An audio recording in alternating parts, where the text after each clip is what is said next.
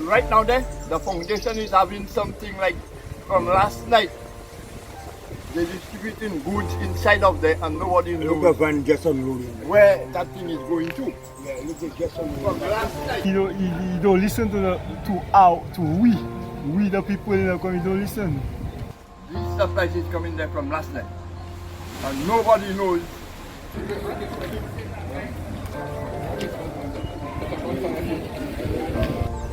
And that's not right. A government is elected for the people, not for a select few.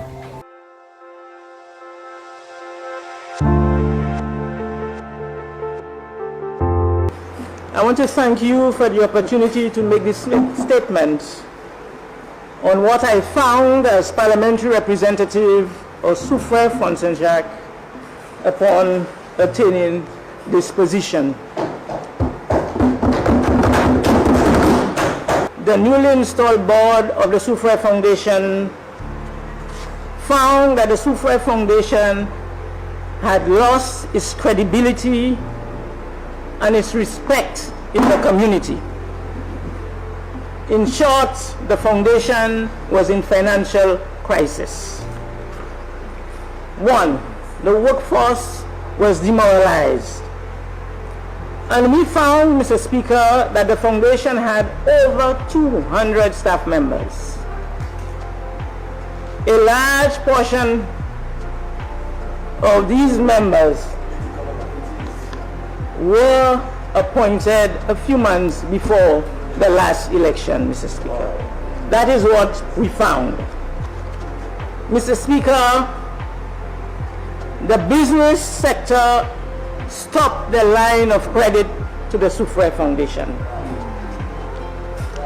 Payables had gone through the roof and stood at $1.2 million as at July 2021. Even to the point where basic services like telephone had to be disconnected.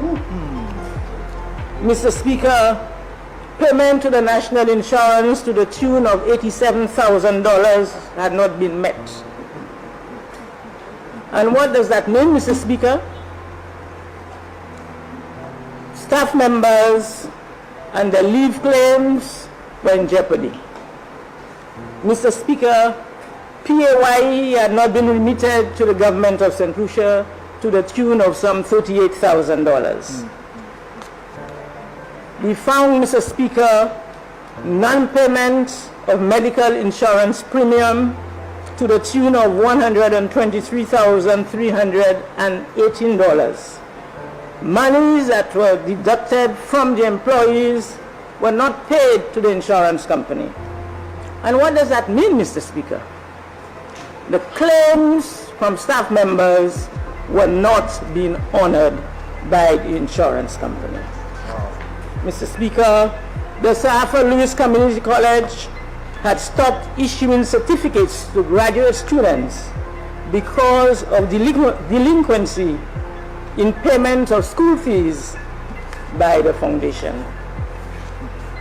Mr. Speaker, Lucelec was threatening to cut power because of long overdue power bills. In short, Mr. Speaker, prudent financial management was non-existent. Management had used the Workers' Gratuity Fund, Mr. Speaker.